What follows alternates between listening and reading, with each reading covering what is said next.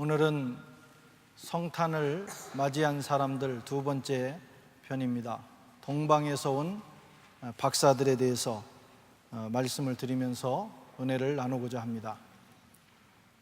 4명의 동방 박사들이 페르시아 또는 바벨론이라고 가정을 하는데 먼 곳으로부터 하늘의 별들을 연구하던 중에 주님의 탄생을 발견하고 베들레헴에 찾아오게 되었습니다.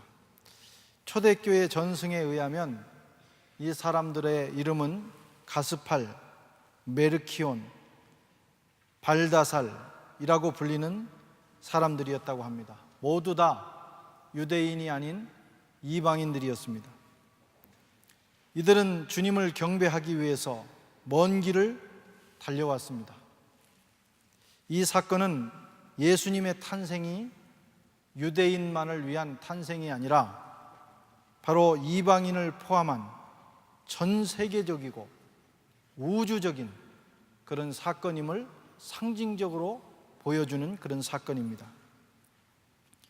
오늘 이 말씀을 살펴보면서 은혜를 나눌 때 주께서 저와 여러분의 마음속에 또 말씀하시는 역사가 있으시기를 바랍니다. 우선 동방 박사들은 예수님의 탄생을 축하하기 위해서 직접 그 먼 길을 달려왔습니다. 직접 먼 길을 달려온 사람들입니다. 방금 전에 말씀드린 대로 동방 박사들은 페르시아 또는 바벨론에서 온 박사들로 학자들이 보고 있는데 이 길은 굉장히 먼 길입니다. 예루살렘에서 베들레헴에서 바로 페르시아와 바벨론이라고 하는 거리는 상당히 먼 수천 킬로가 떨어진 거리입니다. 오늘날 같이 교통수단이 발달한 시대에도 이 거리를 가기에는 대단히 어렵습니다.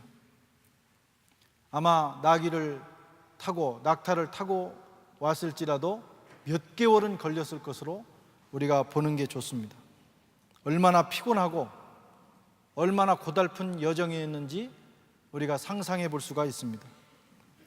박사들은 유심히 별을 관찰하다가 어느 별 하나가 이상한 빛을 띠는 것을 발견하고는 그 이유를 연구한 끝에 저 유대 땅에 메시아, 유대인들이 기다리고 또 모든 민족 열방을 구원할 메시아 왕이 태어난다고 하는 그런 징조다 하는 것을 깨닫게 된 것입니다.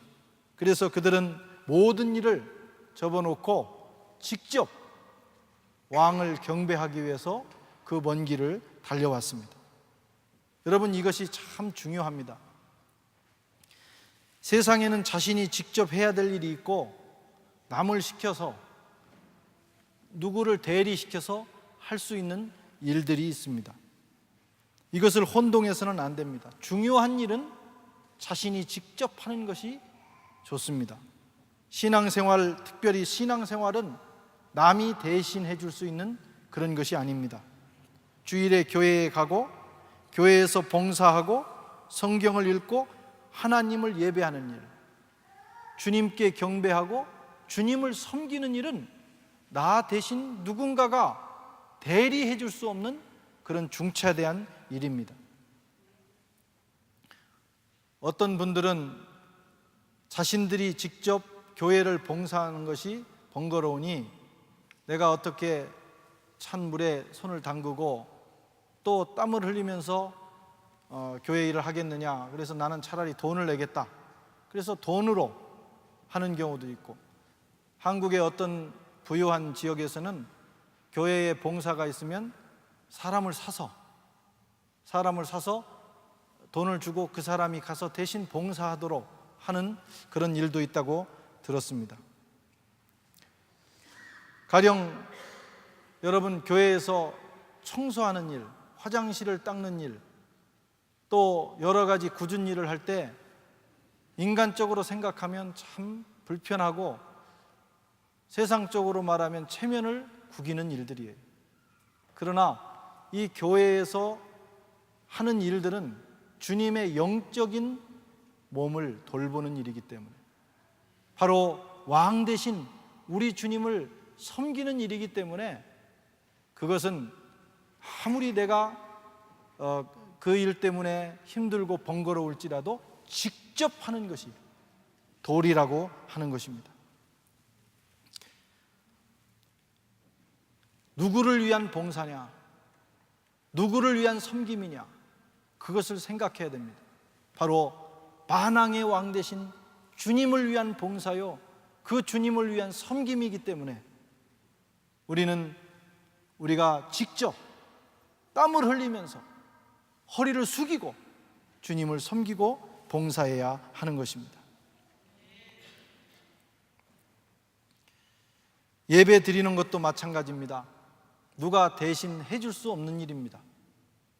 자기의 몸을 가지고 직접 주님 앞에 나와서 찬양하고 예배하고 경배함으로 우리는 참된 예배를 드릴 수가 있는 것입니다. 아무리 바쁜 일이 있어도 아르바이트생을 써서 예배를 드릴 수는 없잖아요. 모든 예배는 본인이 직접 하는 거예요. 왜? 예배는 그렇게 드려야 됩니다. 하나님께 드리는 예배이기 때문에, 가장 존귀한 분을 뵙는 예배이기 때문에 그것이 최고의 예의라고 하는 것입니다. 조선 말기에 선교사들이 열심히 테니스를 치고 있었는데 그걸 고종 임금님께서 보셨습니다. 보시고는 혀를 끌끌 치시면서 하시는 말씀이, 왜 저렇게 고생들 하냐, 아래 것들 시키면 되는데 하더라는 거예요. 여러분, 테니스는 자기가 쳐야 그게 진짜지, 다른 사람 시켜서 대신 치게 하는 것은 그건 진짜 테니스를 모르는 분들이죠. 여러분, 신앙생활은, 하나님을 섬기는 일은 그렇게 하시는 겁니다. 조금 힘들고 어려워도, 번거로워도, 세상에서는 내가 지위가 있고 세상에서는 혹시 편한 삶을 살 수 있는 사람이라 할지라도 하나님을 섬기는 일은 땀 흘리며 좁은 길을 선택하며 굳은 일을 먼저 자기 몸으로 직접 하는 것이 하나님을 잘 섬기는 것입니다. 신앙생활은 요령을 부리면 퇴보하고 은혜가 그 사람에게 머무르지 않습니다. 내가 직접 하나님을 섬길 때 동방박사들이 먼 길을 마다하고 달려온 것처럼 우리가 주님을 위하여 수고할 때 주님께서 우리를 기뻐하시고 또 우리의 삶에 은혜를 베풀어 주시는 것입니다. 예레미야서 31장 6절에 이르기를, 너희는 일어나라, 우리가 시온에 올라가서 우리 하나님 여호와께로 나아가자 하리라, 이렇게 말씀했어요.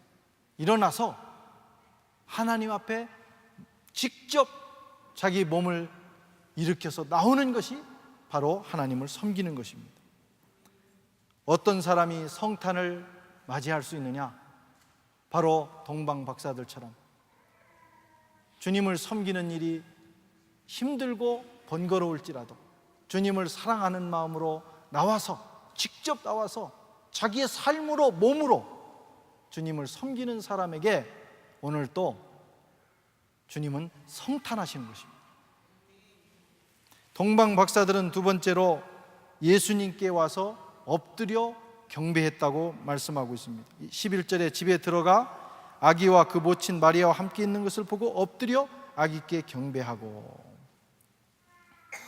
동방박사들이 와서 가장 먼저 한 일은 뭐냐면 아기께 경배하는 거였어요. 경배했다고 하는 것은 예수님에 대하여 왕의 예의를 갖췄다는 것입니다. 예배라고 하는 것은 하나님을 왕으로, 주인으로 고백하는 시간이 바로 예배입니다. 지금 동방박사들은 이 어린 아기 예수를 왕으로 믿고 그에게 예의를 갖췄어요. 그게 예배입니다. 그렇게 예배를 드림으로 바로 그 어린 아기 예수가 왕이심을 그들은 고백한 것입니다.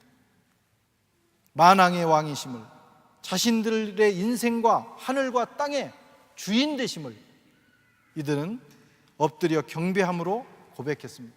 이것이 그들이 여기에 온 최고의 목적입니다. 예배를 잘 드린 거예요. 어떤 사람에게 주님이 성탄하시느냐? 주님을 경배하고 예배할 줄 아는 사람에게 오늘도 성탄하시는 겁니다. 교회는 나왔지만, 직접 오긴 왔지만 온 목적을 모르는 경우도 있어요. 왜 왔지? 그래서 이런저런 일 바쁘게 지내다가 사람 만나다가 가면 거기에는 은혜가 머무르지를 않습니다. 우리는 이곳에 예배하러 왔어요. 만왕의 왕 되신 주님께 예배드리기 위해서 온 겁니다. 예배를 드렸다고 하는 것은 그분이 내 주인임을 고백한다는 거예요. 그리고 그 마음을 가지고 세상을 살아가기 때문에 주님은 늘 그와 함께 하시고 그의 삶을 형통하게 인도해 주시는 것입니다.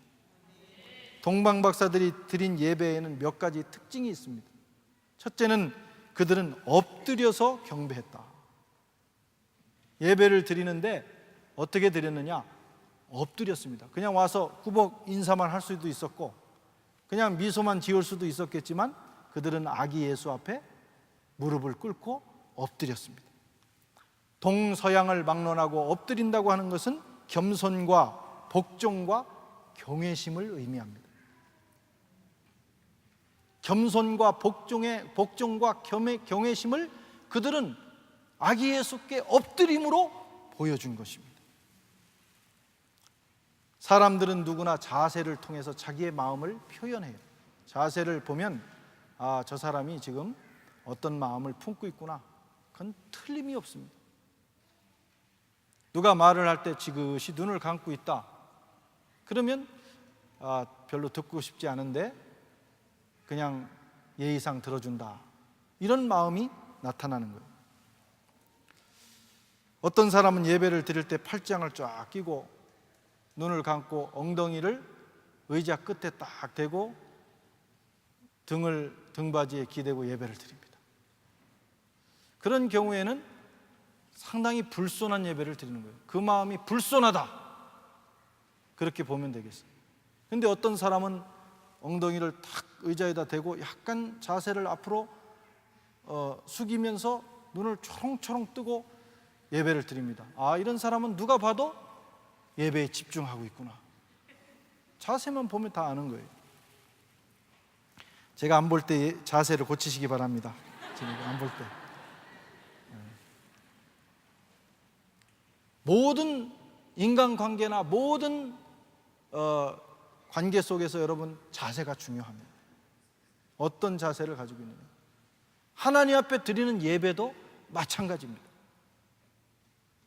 우리가 하나님 앞에서 보일 수 있는 가장 겸손하고 가장 최선의 경외심을 드러낼 수 있는 그런 자세를 가지고 주님 앞에 나오는 것이 좋습니다. 동방 박사들은 오늘 그렇게 예배를 드렸어요. 또 이 동방 박사들은 아기 예수께 경배했습니다. 먼저 와서 할 말이 얼마나 많았겠어요. 요셉을 보고 마리아를 보고 우리가 얼마나 고생하면서 왔는지, 아기를 낳느라고 얼마나 고생을 했는지, 어떻게 사람들은 여기서 예수를 낳게 했느냐고 또 이런저런 얘기들을 할 수 있었을 거예요. 그런데 그들은 오직 아기 예수께 경배하는 일을 우선했습니다. 예배의 초점이 바로 주님께 있었어요. 렘브란트가 그린 라티비테라고 하는 그림이 있습니다. 탄생이라는 그런 그림이에요. 저도 그 그림을 직접 보지는 못하고 잡지에서 이렇게 본 적이 있는데, 이 렘브란트는 빛의 화가 아닙니까? 빛을 이용해서 그 그림의 메시지를 주는 거예요. 그런데 그 그림을 보면 거기에 많은 다양한 사람들이 그 현장에 있는데 그 빛이 오직 말구유에 누이신 예수님께만 집중되고 있는 것을 보게 돼요. 거기에 있던 누구에게도 그 빛이 집중되지 않습니다. 저는 그 그림은 대단히 복음적이고 대단히 신학적인 그런 그림이라고 생각을 했습니다. 여러분, 우리의 신앙과 우리의 경배에 초점이 분명해야 됩니다. 그 초점이 우리 주님께 있어야 됩니다. 예배를 드리다 보면 주변적인 것들이 우리의 마음을 빼앗을 때가 참 많습니다. 아름다운 찬양대의 찬양, 특송하는 분들의 노래 실력, 설교자의 설교, 기도자의 기도, 또 앞에서 예배를 인도하는 사람들의 복장, 심지어는 어떤 성도의 아름답고 화려한 모습, 새로 사입은 옷, 뭐 이런 것들이 우리의 예배의 시선을 다 뺏어가는 거예요. 그런 거 다 중요합니다. 그러나 그럼에도 불구하고 끝까지 잃지 말아야 되는 것은 우리 예배의 초점이 예수님께 모아져야 된다는 거예요. 그래야 성공하는 예배가 되고, 그런 예배를 드린 자에게 하나님께서 역사하시는 것입니다. 믿음의 주요 온전케 하시는 이이신 예수를 바라보는 저와 여러분 되시기 바랍니다. 세 번째로 동방박사들은 보배합을 열어서 황금과 유향과 모략을 예물로 드렸습니다. 11절에 그들이 보배합을 열어 황금과 유향과 모략을 예물로 드리니라. 박사들은 지금 주님 앞에 나올 때 빈손 들고 나오지 않았습니다. 그냥 나왔어도 사실 잘하기는 잘한 겁니다. 먼 길 그 무거운 거 꼭 들고 올 필요 있겠어요? 온 것만 해도 훌륭하지. 그러나 여러분, 하나님 앞에 나갈 때는 빈손 들고 나가면 안 됩니다. 아유, 내가 오늘 주일날 예배 드린 것만 해도 감 훌륭한 거지, 그렇게 생각하면 안 된다는 거예요. 물질은 마음의 표현입니다. 누군가를 사랑하면 주게 돼 있어요. 자꾸 밥을 사고 싶어져요. 제가 여러 번 얘기를 했지만, 사랑한다고 연인끼리 얘기하면서 밥 안 사는 사람하고는 절대 속지 말라는 거예요. 그건 확실합니다. 내가 확실합니다. 그건 뭐 내가 평생 잘해줄게. 그런데 밥 먹고 계산할 때 화장실 가는 사람, 절대 그 사람하고는 결혼하지 마세요. 여러분, 물질이 있는 곳에 마음이 있다고 말씀하셨어요. 마음이 있는 곳에 물질이 가고, 물질이 있는 곳에 마음도 가는 것입니다. 그래서 주님께서는 구약 성경에도 그러고 신약 성경에도 그러고 빈손으로 내게 보이지 말라고 말씀합니다. 인색하게 내게 하지 말라는 거예요. 왜? 빈손으로 왔다는 것은 벌써 마음이 주님께 없다는 뜻입니다. 물질을 하나님께 드림으로 여러분, 마음이 하나님께 전해지는 것입니다. 내 마음이 거기 가 있는 거예요. 출애굽기 23장 15절에 너는 무교병의 절기를 지키라. 내가 내게 명한 대로 아비벌의 정한 때에 7일 동안 무교병을 먹을지니 이는 그 달에 내가 애굽 땅에서 나왔음이라. 빈손으로 내게 보이지 말라. 예배는 여러분, 우리가 하나님 앞에 드릴 수 있는 최고의 것을 가지고 나오는 것이 바로 예배입니다. 그 중에 가장 기본이 뭐냐면 물질이에요. 그것을 정성껏 준비해서 하나님 앞에 드리는 순간 내 마음이 벌써 하나님 앞에 가 있는 거예요. 사실 하나님은 그걸로 만족하시지 않습니다. 하나님은 어디까지 원하시느냐? 내 인생을, 내 전 존재를 하나님 앞에 각을 뜨고 껍질을 벗겨서 하나님 앞에 번제로 드리기를 원하십니다. 온전한 헌신. 주님, 내가 작은 물질 이게 아니라 하나님, 나는 내 인생 전체를 우리 주님을 위하여 드립니다. 주님의 영광을 위해서 사용해 주시옵소서. 주님, 거기까지 원하시는 것입니다. 그 시작이 뭐냐면 예물을 드리는 거예요. 황금과 유향과 모략은 아주 중요한 의미가 있습니다. 황금은 그 찬란함과 불변함 때문에 왕의 권위를 상징합니다. 왕의 권위. 황금을 드리면서 주님이, 그 아기 예수가 왕이심을 고백한 거예요. 유향은 하나님의 거룩하심을 나타내는 것입니다. 그리고 모략은 주님의 순환과 죽음을 상징하는 거예요. 그들이 알고 가져왔는지 모르지만은 하여튼 이 동방 박사들은 자기들이 준비할 수 있는 최고의 것을 준비했고 그것을 드림으로 주님이 왕이심을, 주님이 거룩한 하나님이심을, 그리고 주님이 우리를 위해서 순환받으시고 우리를 위해서 십자가를 지실 것을 그들은 예물을 통해서 고백한 것입니다.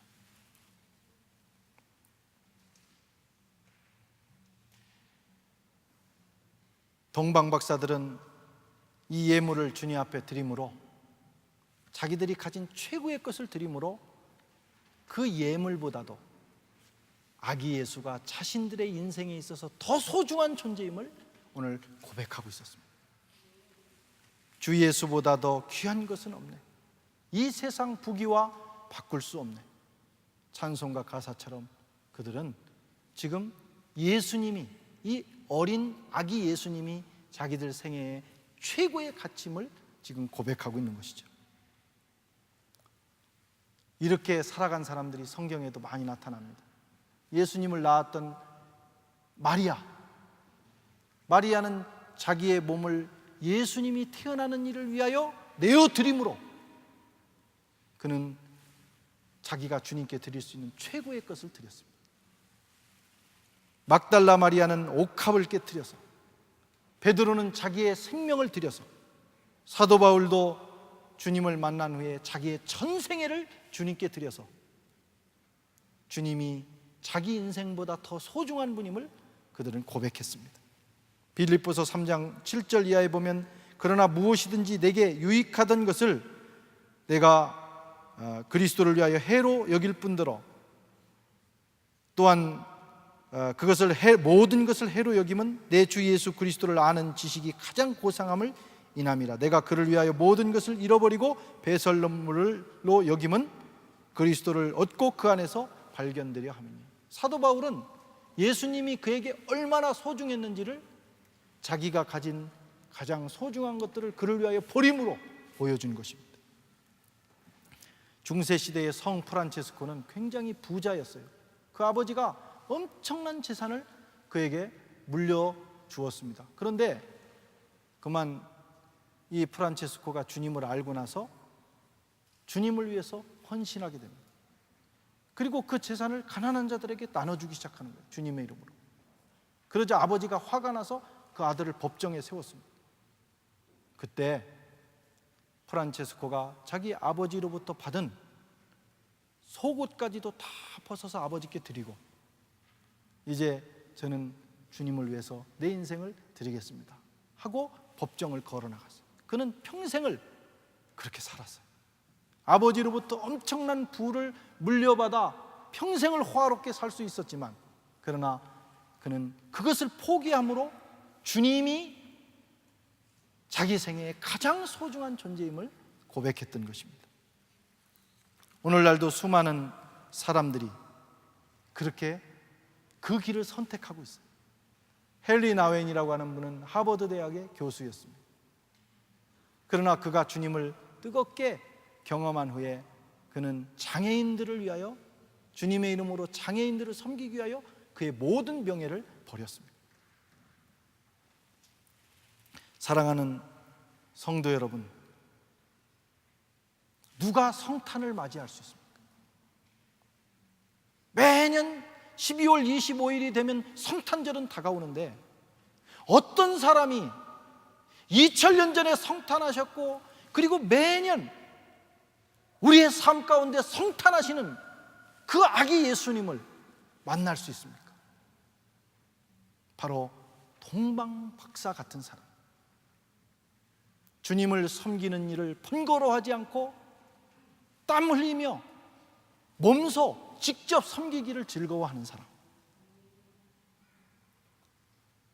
주님께 예배하기를 기뻐하는 사람, 그리고 이 세상의 어떤 것보다도 주님이 가장 가치 있는 존재라고 고백할 수 있는 사람, 내 생애에 예수님보다 더 가치 있는 존재는 없습니다, 이렇게 고백할 수 있는 사람, 그 사람에게 주님은 오늘 또 성탄하시는 것입니다. 바라기는 2011년 이번 성탄절에 저와 여러분이 이와 같은 모습으로 주님 앞에 나가셨어요. 주님이 저와 여러분 삶의 영혼의 가정에 성탄하시는 놀라운 축복이 함께 계시기를 주님의 이름으로 축원합니다.